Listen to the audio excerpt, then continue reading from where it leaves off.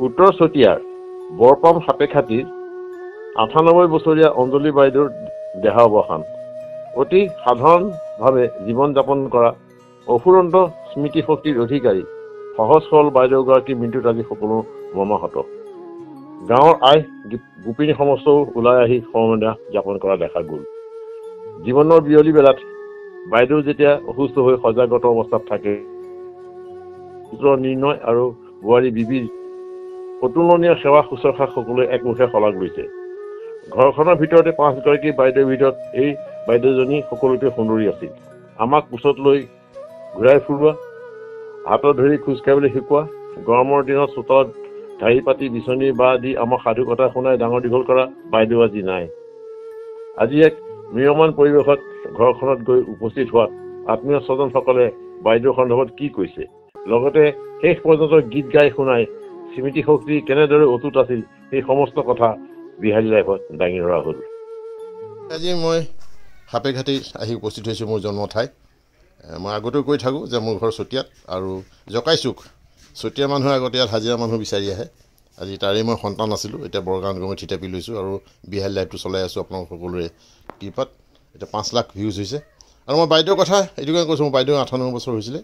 আজি তেওঁ পৰলোকপ্ৰাপ্তি ঘটিছে আৰু কেইদিনমান পিছতে কাম হ'ব। মই বৰপুত্ৰক মই দেখুৱাই লৈছোঁ। মোৰ সমসাময়িক আৰু ৭০ বছৰ হৈছে, মোৰ ৭১ বছৰ হৈছে।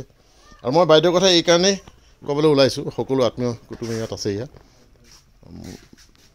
বাইদেউৰ লিখা পঢ়া জনা নাছিলে, অ আ ক খ বুলি তেনেকৈ নাজানেই আগৰ দিনৰ। আৰু ১৯২৬ চনত জন্ম হৈছিলে বাইদেউৰ। আৰু কিন্তু তেওঁ বিনয়ভাৱে আৰু কামাখ্যা প্ৰসাদ ত্ৰিপাঠী এনেকৈ মই কাক কাক পাইছিলে মই সুধিম বাৰু। আৰু সেই বাইদেউগৰাকীৰ স্মৃতিশক্তি, তেওঁ ৯০ বছৰ বয়সৰ পিছতো তেওঁ কেনেধৰণৰ তেওঁ স্মৃতিশক্তি আছিলে, মই সেই কথাটো আপোনালোকক দাঙি ধৰিম। আৰু একদম সহজ সৰল আজলি এগৰাকী বাইদেউ আছিলে। গাঁওখনৰ সকলোৰে আপোন, জেঠাই, বাইদেউ, আইতা বুলি খ্যাত আছিলে। মই প্ৰথমে মই বোৱাৰীৰ ওচৰলৈ যাওঁ। তেওঁ বোৱাৰী শাহুমাক কেনেকৈ পাইছিলে, লগটো শাহুমা কেনেকুৱা আছিলে? আমাৰ বহুত এই আৱেগিক হৈছে। তথাপি শেষত গৈ মানে মই ক'ব নোৱাৰি, মই গম পাইছোঁ আৱেগিক এনেকুৱা লগা নাছিলে এই গুচি গ'লেই ভাল বা এনেকুৱা এটা ভাৱ হৈছিলে। বহুতখিনি কষ্ট কৰিছে বুলি ভাবিছোঁ। এপক অলপ ভাবিছিলে নে অলপ মানে যে গুচি যোৱাই ভাল বুলি ভাবিছিলে নে? কেতিয়া ভবা নাই ন? থাওক নাই ভবা ন? থাওক বুলিয়ে ভাবি আছিলে ন? কিবা কথাত খং কৰিছিল নে কেতিয়াবা তেনেকুৱা? সেইটো হেৰি নকৰে ন? আৰু আমনি পাইছিলে নেকি শুশ্ৰূষা কৰি পেলাই? নাই নাই,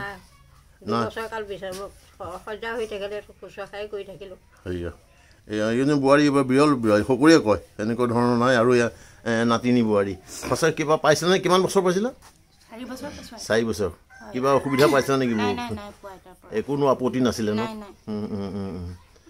এয়া ভাগিন মোৰ তাৰপিছত মই যাওঁ একদম সমসাময়িক, মোৰ লং বাইদেউ বুলি কওঁ আমি, মোৰ এইটো অতি আপোন। কেনেকৈ পাইছিলে বাইদেউক? বাইদেৱে কি কয়? হা, বাইদেউ ভালেই পাইছিলোঁ। দুইজনে একেলগে বহিছিলোঁ, বহি থাকোঁ, চাহ তাহ বনালে খাবলৈ মাতোঁ। কিবা চিৰিয়েল টিয়েল চাইছিলে নেকি? চিৰিয়েল চাইছিলে নেকি টিভিত? চাইছিলোঁ। কি চাইছিলে? বেহাৰবাৰী চাইছিলে ন? আৰু নাই, বেহাৰবাৰীখনে চাওঁ আৰু ন? চাবই লাগিব সেইটো আৰু ন? চাবই লাগিব। বহি থাকোঁ আৰু ৮টা ৯টালৈকে। আচ্ছা আচ্ছা আচ্ছা। এয়া বেহাৰবাৰী আউটপোষ্ট চাইছিলে। লং বাইদেউ আমাৰ সকলোৰে, মই কোৱা নাই মই গাঁৱত জন্ম, মোৰ একদম সাধাৰণ মানুহখিনিক মই দেখুৱাম। আৰু প্ৰথমতে মই কৈছোঁ মোৰ ভাতৃ প্ৰদীপ বৰুৱা। বাইদেউৰ কথা অকণমান জানিব পাৰিলে ভাল আছিলে। কেনেকুৱা ধৰণৰ আছিলে বাইদেউ? দুখেই লাগে বাইদেউৰ কথা সুধি পেলাই। বাইদেউটো ইমান বছৰ পালে, স্মৃতিশক্তি প্ৰখৰ আছিলে। আজি প্ৰায় ২ বছৰ আগতে তেওঁ নিজে কণ্ঠৰে ইয়াত গীত গাইছে। তেওঁ মহাত্মা গান্ধী যেতিয়া ঢুকাইছিলে ৫০ দশকত, তেতিয়া গীত এটা আছিলে। সেই গীতটো আমাৰ সাংবাদিক কাষত আছে, নিশ্চয় এতিয়া বজাই শুনাব। মহাত্মা গান্ধী যে নাথুৰাম গডছে মাৰিছে, সেইখন মুখে মুখে গীতটো আছিলে। সেই গীতটো গাইছিলে। আৰু ফাগুণৰে পচোৱা বতাহতে উৰুৱাই গান মুখস্থ গোটেই তেওঁ গাইছিলে। আগতে আমাৰ ঘৰখন বৰ নন্দন বদন আছিলে। প্ৰায় ১৬, ১৪, ১৫জন মানুহৰ আমাৰ পৰিয়াল আছিলে। আমাৰ ঘৰত প্ৰায় মানে হাঁহ আৰু ৰাজহাঁহ মাৰি পেলাই ভোজ খোৱা হয়। আমাৰ ডাঙৰ বাইদেৱে নিজে হাঁহ মাৰি কাটি বেলেগে মাৰি দিয়ে, কাটি কুটি বনাই মেলি তেওঁ খুৱায়। টিঙে টিঙে ধান জাৰিব পাৰিছিলে, লিখা পৰা নাছিলে, কিন্তু স্মৃতিশক্তি অটুট আছিলে তেওঁ। আৰু গাঁওখনৰ সকলোৰে প্ৰতি তেওঁ অপৰিসীম মৰম আছিলে। সকলো আজিলৈকে কাৰো লগত কাজিয়াও কৰা নাই। নিজৰ পুত্ৰ বা বোৱাৰীকৰ লগত বা নাতি বোৱাৰীৰ লগত আজিলৈকে কোনো ধৰণৰ এটা মানে বেয়া কথা কৈ পোৱা নাই। আৰু তেওঁ শেষ সময়ত তেওঁ পুত্ৰ আৰু পুত্ৰই বিশেষকৈ যিখিনি কষ্ট কৰিলে, গোটেই ৰাতি এতিয়া নিজেও খুব তেওঁ পেচমেকাৰ লগোৱা আছে, তাৰ মাজতো তেওঁ গোটেই ৰাতি উজাগৰ থাকি তেওঁ গোটেইখিনি যি মন সেইটো সঁচাকৈ মানিবলগীয়া কথা। আজি বাইদেউৰ দুখত তাৰমানে আমাৰ গোটেই গাঁওখনেই মূল্যৱান হৈছে। সেইটো সেই কথা সেইখিনি কথা। আৰু তেখেতে সেই সময়ত মানে বিনয়ভাৱে আহিছিলে আৰু কামাখ্যা প্ৰসাদ ত্ৰিপাঠী দিয়া তেওঁ মন্ত্ৰী আছিলে। আমাৰ ঘৰতে ভাত খাইছিলে। আমাৰ দেউতাৰ বন্ধুৰ নিচিনাই আছিলে। দেউতা এজন সেই সময়ৰ মানে ৰাজনৈতিক নেতাই আছিল আমাৰ ইয়াৰ চতিয়াৰ ভিতৰত। কেইজনমান আছিলে, গিৰিশ ফুকন আছিলে, পদ্ম শইকীয়া আছিলে, ৰবি হাজৰিকা আমাৰ দেউতা আছিলে। সেই সময়ত আমাৰ ঘৰলৈ ৰাজনৈতিক নেতাবিলাক সঘনে অহা যোৱা কৰিছিলে আৰু আমাৰ ঘৰতে ভাত চাত খাইছিলে। একদম নষ্টালজিক যেটা মানে কথা আহি গৈছে, পুৰণা কথাবিলাক আহিছে। সুন্দৰ কথা, ভাল লাগিল। এয়া বাইদেউৰ গাত হেঁচা দি আমি দুটামান ব্যক্তিৰ নামো আমি পালোঁ। মই তাৰপিছতে যাওঁ, মোৰ ভিনদেউ বাইদেউক বিয়া কৰিছে। মোৰ ওপৰৰ বাইদেউক বিয়া কৰিছিলে, তেওঁ এতিয়া প্ৰয়াত হৈছে। আপুনি বহুত বছৰ পালে। মই কি ক'ম আৰু, এইখন ঘৰৰ পৰাই মই নুমলীয়া সৰু ছোৱালীজনীও মই বিয়া কৰিছিলোঁ। ইয়াৰ যিখিনি মৰম চেনেহ বাইদেউৰ পৰিয়ালটোৰ, এই মৰম চেনেহৰ কাৰণে মোৰ নিজৰ ঘৰ জামুগুৰি তলকাবাৰীত আছিলে, ইয়াতে ষ্টেবল চলে। ঠিক আছে, ইমানেই মৰম চেনেহ কৰিছিল যে যিটো নেকি এতিয়া মই মানে ভাবিব নোৱাৰোঁ। এয়া তাৰ পৰা এতিয়া বঞ্চিত হৈ গ'লোঁ। আৰু ইয়ালৈ মই প্ৰায় আহি থাকোঁ, হয়তো দিনটোত দুবাৰমান আহোঁ। ইয়াতে যেতিয়া মই ষ্টাব্লিছ হ'লোঁ আৰু শাহু মোক তাৰমানে জোঁৱাই বুলি নহয়, পুত্ৰ বুলি হিচাপে সেইটো চেনেহৰ কাৰণে মই ইয়াতে ষ্টাব্লিছ হৈ গ'লোঁ। আমাৰ একদম ভাতৃ বন্ধুবৰ নিচিনাকৈ আছে আপুনি। হয়, একদম বাইদেউ এতিয়া য'তেই থাকক, সুখত থাকক, শান্তিত থাকক। সুন্দৰ। মই আৰু এজন জোঁৱাইক আছে, আমাৰ বাইদেউৰ জোঁৱাই, এয়া মেধি। সকলোৱে পাইছে বহুত। কেইবছৰ পালে? মই 80 চনৰ পৰা 80 চনৰ পৰা পাইছে ন বাইদেউ? পাইছোঁ। এই সকলো মানে মই আগত আছোঁ। বাইদেউ বহুত মৰমৰ আছে সকলোৰে। ঠিক আছে, তেওঁ ক'ব পৰা নাই। এয়া ছোৱালী ৰুণু, সেই ৰুণুকে বিয়া কৰাইছে। মানে আৰু কি কওঁ, আহিলি মুখৰ হাঁহিটো মেধি আহিছেনে ভালে আছনে হয় আৰু। কিন্তু দাদাই বহুত কষ্ট কৰিলে, তাত মায়ে কৈয়ে থাকে আৰু। এই দাদাৰ কথাই কৈছে। ঠিক আছে, মই এতিয়া মোৰ ভাগিনীৰ ওচৰলৈ যাওঁ। এওঁতো বহুত কথাই লিখি থাকে সামাজিক মাধ্যমত। এতিয়া ইটাখোলত থাকে, তাতে এক্সাৰচাইজ হৈছে। আমাৰ ইয়াতে ডাঙৰ দীঘল হৈছে। একদম সৰুৰ পৰাই পাইছিলে ন? একদম সৰু মানে মোৰ একেবাৰে ডাঙৰ জেঠাই হয়। তো মই মোৰ দেউতা মাক তেনেকৈ মই আচলতে খুব কাষৰ পৰা নাপালোৱেই। সৰুৰ পৰা মই কানুন মাহী, দুলুং মাহী, পুতুক মাহী ধৰি পেলাই জেঠাই, আৰু তাৰ লগতে মোৰ মাতৃৰ দৰে মোৰ খুব মৰমৰ জেঠাই। এই জেঠাইজনীকে মই জীৱনত বেছিখিনি সময় পাইছোঁ। আৰু এই জেঠাই হওঁতেই মোক কোলাত তুলি লৈ ডাঙৰ দীঘল কৰিছিলে।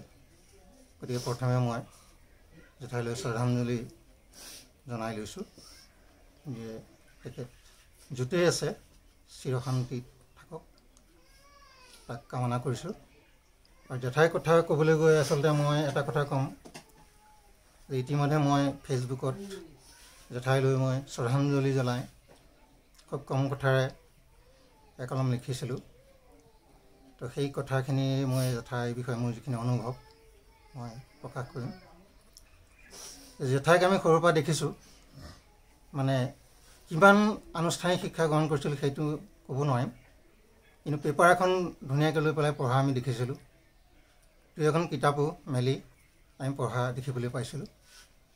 আৰু আনুষ্ঠানিক শিক্ষাৰ ফালৰ পৰা নহ'লেও তেখেতে আচলতে আমি খুব জ্ঞান বুলি ধাৰণা কৰোঁ। এই জেঠাইজনী মই লগত নি পেলাই মই ইটাখোলাতে কিছুদিন ৰাখিছিলোঁ 1-2 বছৰমান ৰাখিছিলোঁ সেই থকা সময়খিনিত জেঠাই মোলৈ অকণমান যেনেকৈ মৰম কৰে আৰু অকণমান যেনিবা মনতে ক'ৰবাত অকণমান যেন ভয়ো কৰে তেনেকুৱা কিছুমান কথাও মানে জেঠাইৰ পৰা পাওঁ মানে তো তেনেকুৱা এটা উদাহৰণ দিওঁ মই ঘৰ বনাবলৈ এবাৰ মানে খুব ইটাৰ ডোম এটা ৰাস্তাত আছিলে তো জেঠাই কি কৰিছে বোলে সেই ইটা কঢ়িয়াবলৈ লৈছিলে লৈ পেলাই কেনেবাকৈ হাতৰ মানে অকণমান ছাল গ'ল তাৰপিছত আৰু মোৰ সেইমতিক মানে কৈছে আৰু দিনটো আহিলে নকবি দে তাৰপিছত অকণ লগাই দিছোঁ সি স্কুলৰ পৰা আহি পালেই তাৰমানে মই খুব গালি পাৰিব তো নকবি কিন্তু দে আৰু পদ দিছোঁ নকবি আৰু সেইবিলাক কথা মনত পৰে অলপ আমনি কৰিব আৰু ধন্যবাদ ইটাখোলা নি ৰাখিছে আচলতে মোৰ তাতো বহুত দিন আছিলে বৰগাঁৱত আৰু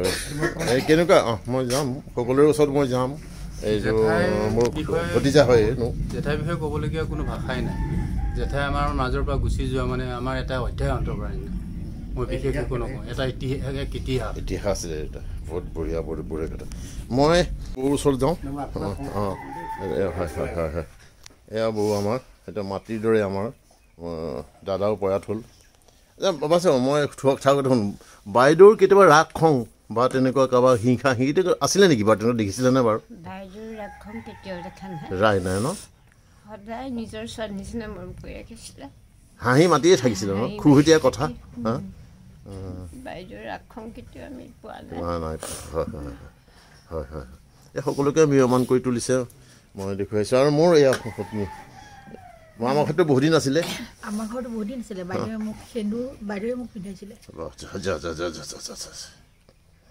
কাকো খং চং নকৰিছিলে কাৰো লগত কাজিয়া পেচাল একো নকৰে বাইদেউ হাঁহি মাতি জীৱনটো কটাই দিলে ন ঠিক এইয়াই সকলোৱে মই লৈছোঁ আচ্ছা মোৰ আৰু মোৰ অতি মৰমৰ বোৱাৰীও পাইছেনে কিমান দিন পাইছা তুমি বোৱাৰী তুমি কিমান দিন পাইছিলা বিয়াৰ পিছতে ন কেইবছৰ হৈছিলে বিয়া কেইবছৰ হ'ল 28 বছৰ হৈছে ন কি ক'ব বাইদেউৰ আমি জেঠাইৰ লগতে একেলগতে ভাত খাওঁ একেলগতে থাকোঁ আকৌ চাহ তাহ আনি পেলাই দিওঁ একেলগতে মই আকৌ বিস্কুটো লুকুৱাই দিওঁ মনে মনে খাওক বুলি বোলে সপোন দেখুৱাব নেকি বোলে আৰু বোলে নেদেখুৱাম বোলে মই তই বোলে কিমান নোখোৱা বোলে আৰু বোলে কিমান নোখোৱা সেই বুলি কয় তেনেকুৱা মই ঢেৰ খোৱালোঁ মই ভাতৰ কাঁহীখন নকৰি দিয়ে একেলগতে আমি বেছখনত বহি লৈ পেলাই জেঠাই কাঁহী পাওঁ মই লৈ পেলাই খাওঁ এনেকুৱা ন এটা পৰিয়াল নিচিনা গাঁৱৰ চুবুৰীটো এটা পৰিয়ালৰ নিচিনাকৈ সামৰি ৰাখিছিলে হয়নে বাৰু বাইদেউ কেনেকুৱা পাইছিলে যিমান দিন পাইছে কিমান বছৰ পোৱা হৈছিলে কিমান বছৰ মানে আমাৰ পংকজত যিমান বছৰ হ'ল আৰু 30-35 বছৰমান কৈছে কিবা ৰাগ খং কৰে কিবা শুনিছে সেইটোৱে বৈশিষ্ট্য বাইদেউৰ ৰাগ খং হয় মই এতিয়া চাওঁ কিমানো শক্তি আছে তেওঁ ক'ব পৰাকৈ আচ্ছা কেতিয়াবা কৈছিল নেকি বাৰু মায়ে যে মোৰ আমুকটো লাগে তামুকটো লাগে মোক ভুচুকটো লাগে বা মোৰ এইটো অভাৱ হৈছে এনেকৈ আপত্তি কৰিছিল নেকি কেতিয়াবা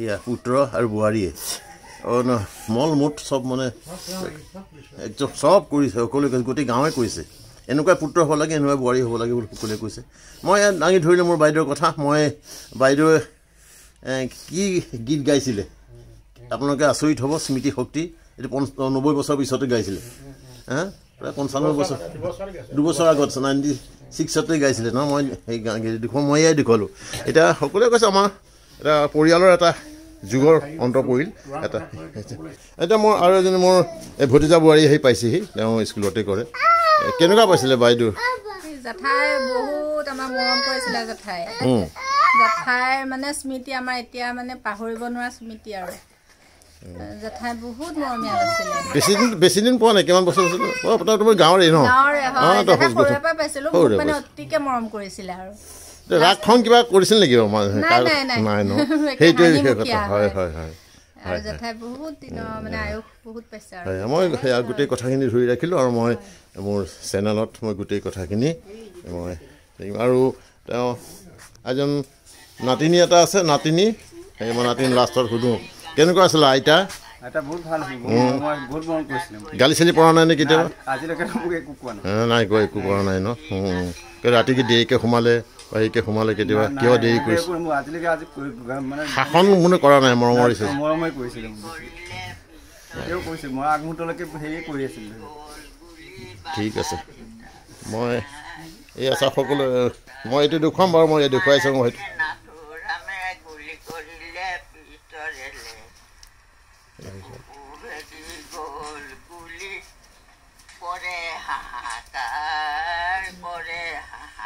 এয়া চাওক মোক দেখুৱাইছে, ৰাখিছে।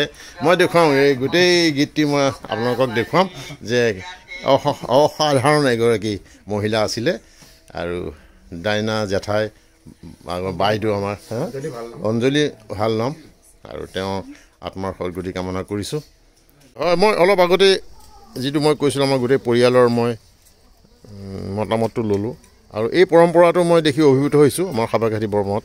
চাওক মাত নলগাবলৈ আহিছে আমাৰ বাইদেউৰ বিয়োগত, আৰু গোপিনী সমস্ত আহিছে সকলো। চাওকচোন এই ব্যৱস্থাটো মই আমাৰ ফালে দেখা নাই, কিন্তু ইয়াত সুন্দৰ এটা তেওঁলোকে পৰিৱেশ ৰাখিছে আৰু সকলো একেলগে ওলাই আহি পেলাই এই সমবেদনা যাপন কৰিবলৈ আহিছে।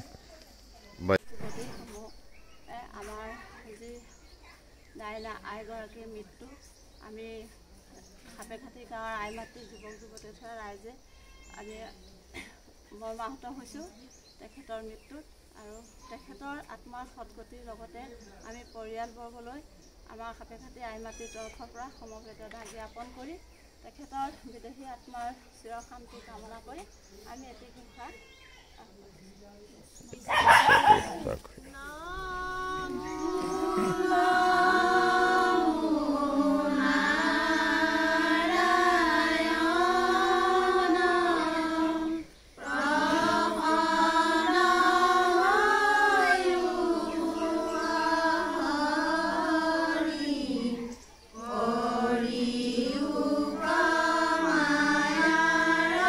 সুন্দৰ নিদৰ্শন এটা। চাওক আমাৰ ফালে এইটো মই দেখা নাছিলোঁ।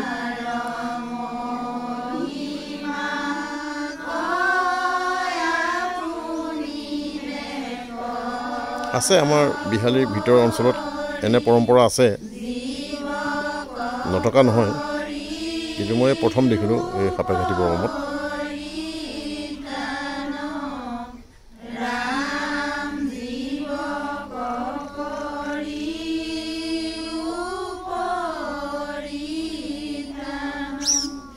ফাগুনৰে পচুৱাই আচলকে উৰুৱাই ৰঙালী বিহুৰে বাতৰি বিলাই যায়। তাই কাজলী চকুৰ ঠাৰে ৰং মনেৰে খেলি ফুৰে নাচনী বিজুলী পাহৰিছোঁ। 16 দিনত আহিল খবৰ বেটাৰত গান্ধী পিতা নাই। সন্ধ্যা 5 বজাত গৈছিল গান্ধী প্ৰাৰ্থনা সভাত, দুয়ো কাষে দুটি নাতি আভা মনুক লৈ। মাৰাঠীৰ নাথুৰামে গুলী কৰিলে পিষ্টলেৰে, বুকু ভেদি গ'ল গুলী বাধা দিওঁতা নাই। মাৰাঠীৰ নাথুৰামে গুলী কৰিলে পিষ্টলেৰে, বুকু ভেদি গ'ল গুলী। কৰে হাহাকাৰ যমুনাৰ পকা বালিৰ চিতাতে অগ্নি জ্বলে, যমুনাৰ চিতাতে অগ্নি জ্বলে। মহামুনিব দেশ সাজি গ'ল ভস্ম হৈ। মাজতে এৰিলোঁ নেকি?